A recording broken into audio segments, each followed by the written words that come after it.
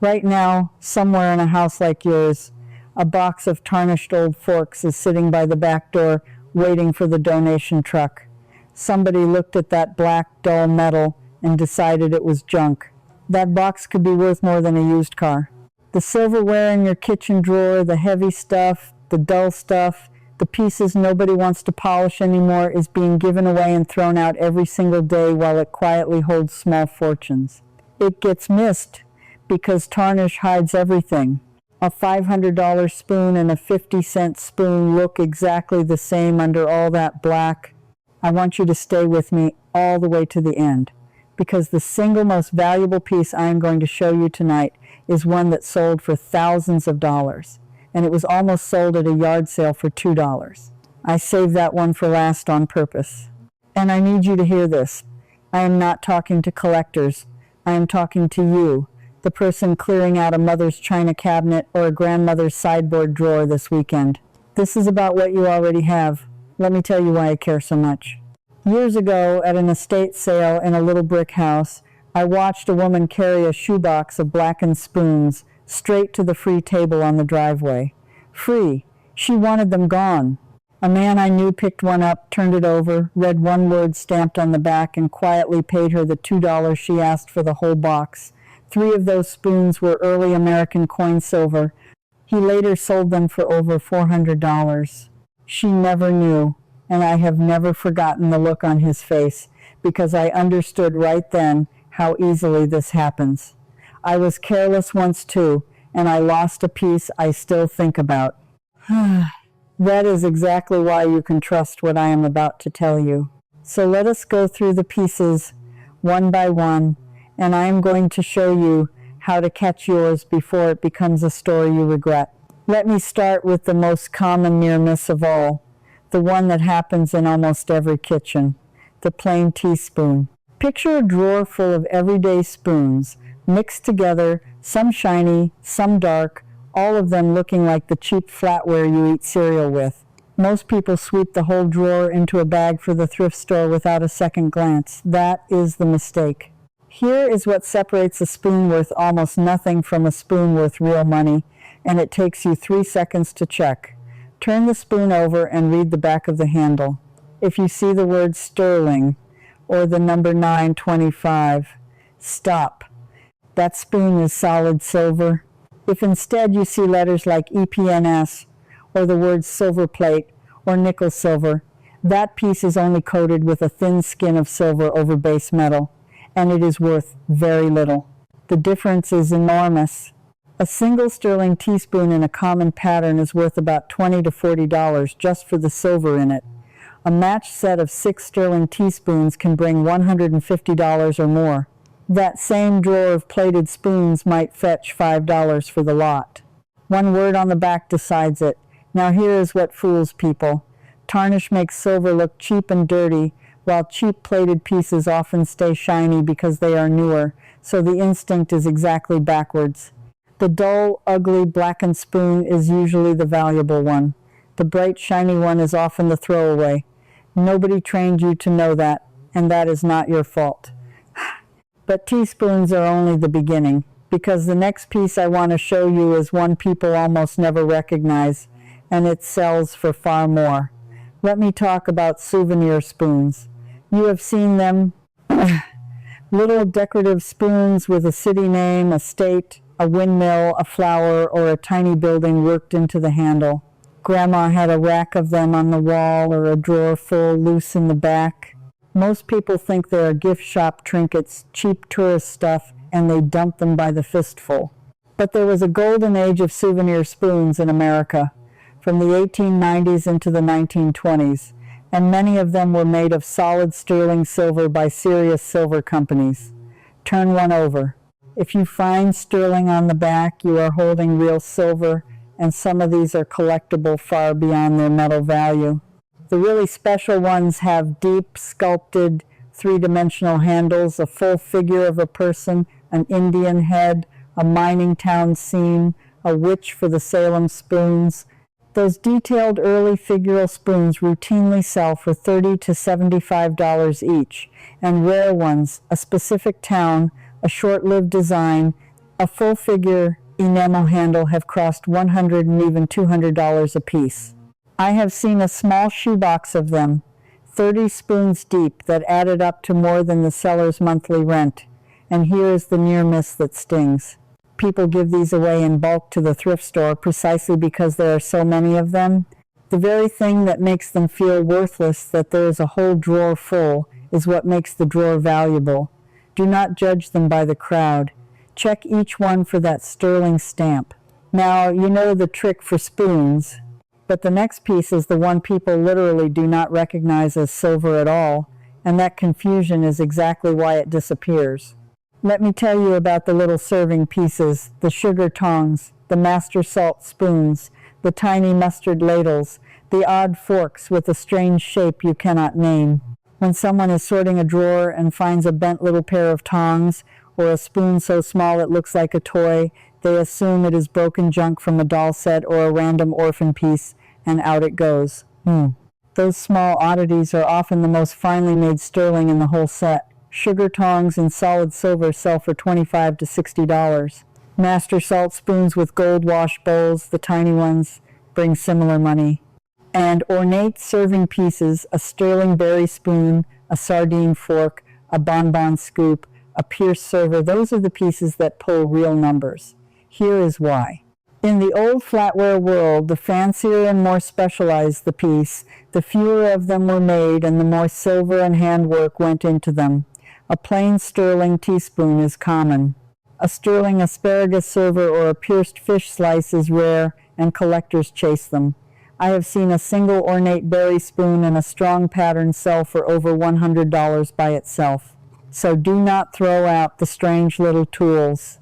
Turn every odd shape over and look for sterling or $9.25. But the pieces I have shown you so far all had that magic word stamped on the back. The next one often does not. And that is the trap that has cost people the most. Now I need to speak directly to you, yes, you, the one who is sure your drawers hold nothing but junk, the one who already looked, did not see the word sterling, and decided you have nothing. This next part is specifically for you, because this is the one that gets thrown away the most, and I do not want it to be yours. I am talking about coin silver. Before the modern sterling standard took hold in America, silversmiths made spoons and forks from melted down silver coins. This is genuine early American silver, some of it made before the Civil War, some of it made before 1800. And here is the part that ruins people. Most coin silver does not say sterling anywhere on it. The word sterling did not become common on American silver until around 1860 to 1870. So all those checks I just taught you, they will not save a coin silver piece, because it will not have the word. So what do you look for instead? Tonight, take any old, thin, worn spoon out of your drawer, especially one that feels lighter and looks older than the rest, with a plain handle and maybe an engraved set of initials near the top. Turn it over and hold it under a bright light. Instead of the word sterling, coin silver is marked in one of a few ways. You might see the word coin, you might see the words pure coin, or standard, or premium, or dollar, or the letter C, or the letters C and D. Or, and this is the important one, you might see only a person's name or a set of initials in a little rectangle and nothing else. That name is the silversmith who hammered that spoon by hand maybe 180 years ago. Those tiny stamped names are the entire secret. Early American silversmiths marked their work with their surname, sometimes with a little symbol beside it, an eagle, a star, a shield, a tiny picture. If you find a spoon with just a name stamped in a rectangle and no other big brand markings, do not you dare put it in the donation bag. Set it aside, because here is what coin silver is worth. Common coin silver spoons still bring $15 to $40 each just for what they are. But a spoon by a documented, collected maker or from a desirable early American city can bring $100, $200, even several $100s. And the truly early ones, from famous colonial makers, reach into the thousands. Those 3 spoons from the free table I told you about at the beginning that was coin silver, $2 for the box. Over $400 sold. Feel the weight of a coin silver spoon in your hand tonight. It bends a little more easily than modern flatware because the silver is soft and the handles are thin. It feels old in a way stainless steel never does. That feeling, that softness, that single name stamped on the back that is the difference between $1 and hundreds of dollars, sitting in a drawer you were about to empty into a bag. Now you can catch coin silver. But knowing what a piece is worth and knowing what somebody will try to pay you for it are two very different things, and here is where I have to warn you about the people waiting for you to not know. Let me tell you about the serving spoons and the big pieces, because this is where the money climbs, and this is where you get lowballed. Picture the fancy serving set, the big spoon, the meat fork, the gravy ladle, the cold meat fork with the little tines, the pieces that only came out on holidays.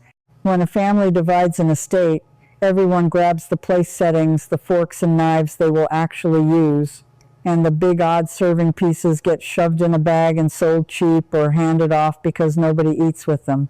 Those are often the crown jewels of the whole set, and this is where I have to tell you something that should make you angry. There are buyers, scrap dealers, some pawn shops, some so-called cash for silver operations who count on you not knowing. They will weigh your beautiful ornate sterling ladle, offer you the melt value of the raw metal, and quietly resell it whole to a collector for 3 or 4 times what they paid you. They are not buying your ladle. They are buying your not knowing. Let me put real names and numbers on this so you cannot be fooled. There is a pattern called Francis I, made by Reed and Barton, introduced in 1907. It is covered in fruit and flowers, incredibly ornate. Every single piece in the pattern shows a different arrangement. A single Francis I serving spoon can sell for $100 to $200. A large meat serving fork in that pattern, more. A full serving set can run into many hundreds of dollars, and it comes in and out of estate sales all the time because it is heavy and old-fashioned and nobody polishes it. Now, dear, I only have so much room in one evening to teach you, and coin silver is just one drawer in one room of a whole house. Everything I do here, the marks, the stamps, the little names in a rectangle, the way you tell real from plated with nothing but your own 2 hands, I sat down and wrote out properly, room by room, in my own books, with more research than I could ever fit into a video. The jewelry inside the ring band, the back stamps under the dishes, the glass patterns, the linens, the cast iron, and how to divide a family estate without anybody stopping speaking to each other. 452 pages of plain English, so that when the truck comes, you are the one who knows. If you want the complete system, scan the QR code right there on your screen, link in the description, pinned comment. The books are waiting for you. Now put that little spoon in your palm for a moment, because there is something you can feel that no stamp will tell you. There is another called Grand Baroque, made by Wallace, introduced in 1941, dripping with sculpted scrolls and shells. Individual serving pieces in Grand Baroque regularly bring $50 to over $100 each. There is Chantilly by Gorham from 1895, one of the most popular sterling patterns ever made. Even that common pattern carries strong value in its serving pieces. So the lesson is this: do not let anyone weigh your ornate serving pieces and pay you by the gram. The pattern name and the piece type are worth far more than the silver inside them. Turn the piece over. Many of them carry both the word sterling and the maker's name, and sometimes the pattern name right on the back. Write down what you find before you let a single piece leave your house. You are getting good at this now. But the next piece is one people throw away because it looks the least like silver of anything I have named, and that disguise is exactly why it vanishes. Let me tell you about the dinner knives. Here is a strange and cruel little fact. In most sterling flatware sets, the forks and spoons are solid silver, but the knives are made differently. A silver knife has a hollow silver handle with a steel blade, because you cannot make a sharp edge out of soft silver.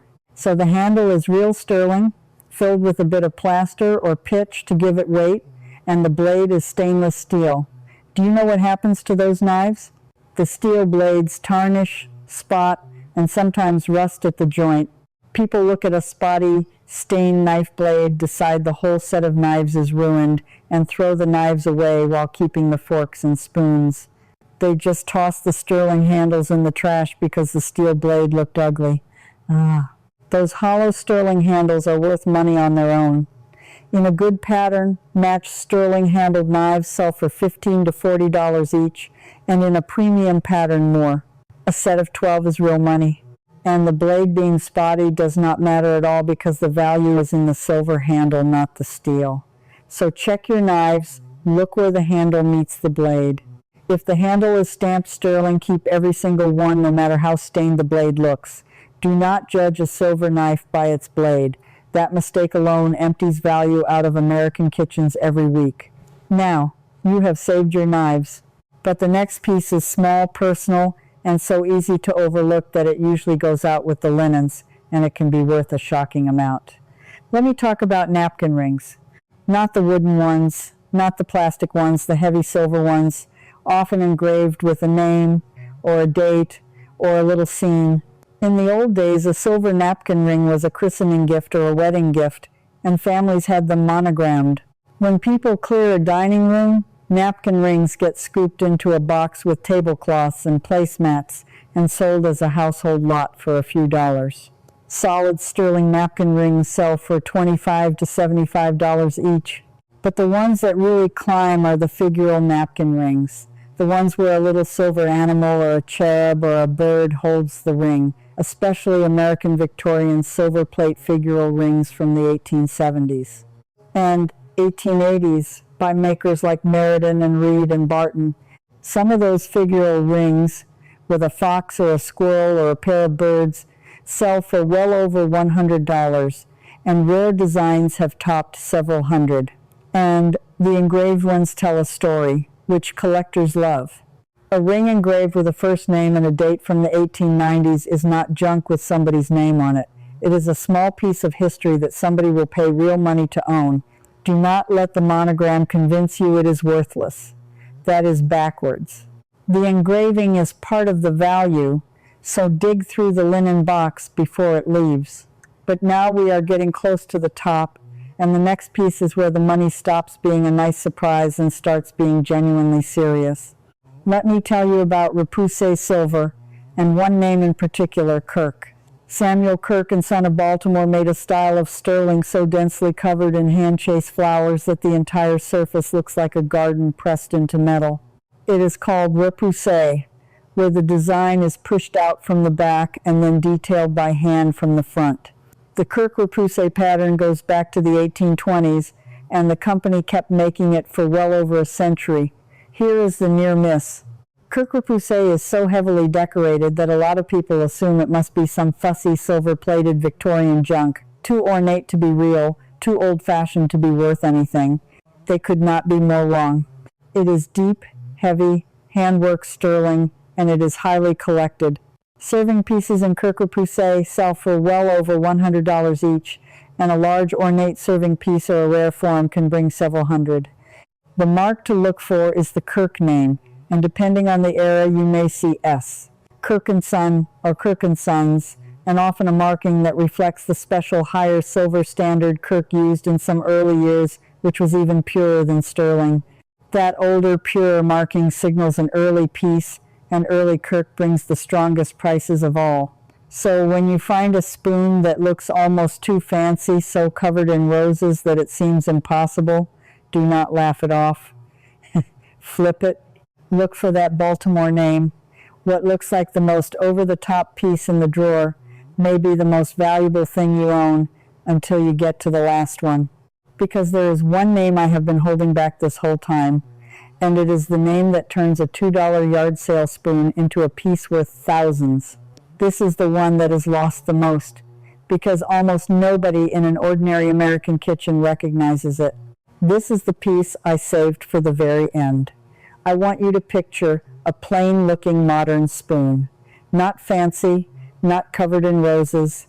Sometimes it has a smooth handle with a single round bead at the top, or a design that looks almost like acorns, or a leafy shape that seems too simple to be special. It does not shout money. It looks Scandinavian, clean, understated, and that is exactly why people give it away. It does not look old and important, so it slips out the door with the everyday flatware. The name on the back is Georg Jensen, a Danish silversmith who founded his workshop in Copenhagen in 1904. His designs are considered some of the finest silver ever made anywhere in the world, and collectors pay accordingly. And the marks are very specific, so you can check this tonight. Georg Jensen silver is stamped with the name Georg Jensen, very often inside a dotted oval or a beaded frame that looks like a little ring of dots. You will usually also see the word Denmark, the word sterling, and often the numbers 925S, plus a small design or pattern number. Now let me tell you what these are worth, because this is the part that will make you get up and go check. Georg Jensen made patterns with names like Acorn, introduced in 1915, and Blossom, also called Magnolia, one of his earliest and most sought-after designs. A single ornate serving piece in a good Jensen pattern can sell for several $100s. Large, early, rare serving pieces, a big serving spoon, an ornate ladle, an early blossom piece reach well into the thousands. Full sets and rare early hollowware have sold at the major auction houses for tens of thousands of dollars. These are not scrap.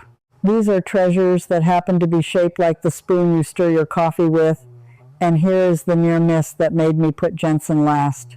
Because the designs are so simple and modern, people do not feel the weight of history when they hold one. There is no crown, no rose garden, no obvious grandeur. So, a piece of Georg Jensen worth more than everything else in the drawer combined gets folded into a bag of ordinary flatware and handed to a stranger for pocket change. One person somewhere turns it over, sees that beaded oval with the name inside, and their heart stops. That person catches what a whole family walked past for years. Tonight, you can be that person. Go to your drawer.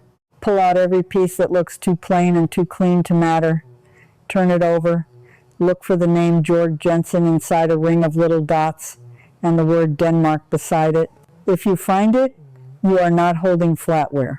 You are holding the single most valuable thing I have shown you all night, and you very nearly never knew. Let me tell you how close these calls really are, so you understand this is not rare. On the forums where people post photos of things they found in a parent's house, it happens constantly. Someone writes, "I almost donated this whole box," and then a stranger replies, "That serving spoon is Jensen. That is not 50 cents. That is hundreds of dollars." Someone writes, "These were in a drawer we were about to dump," and the answer comes back, "Those are coin silver. Those are pre-Civil War. Keep every one." The relief in those messages is real, and so is the horror of how close it came. So before you carry a single bag out of that house, I want you to do this. Take every piece of metal, flatware, every spoon, every fork, every knife, every strange little tool, and lay them face down under a bright light. Read the back of every single handle. Look for the word sterling. Look for the number 925. Look for a lone name stamped in a little rectangle with no brand around it, because that is coin silver. Look for Reed and Barton, for Wallace, for Gorham, for Kirk, for Tiffany, and above all for Georg Jensen. It takes an evening. It has saved people thousands of dollars. And do not let anyone rush you. When a buyer reaches for your ornate pieces and starts talking about weight and melt value and gives you a fast number, that is the moment to slow all the way down. The weight is not the value. The name and the pattern are the value.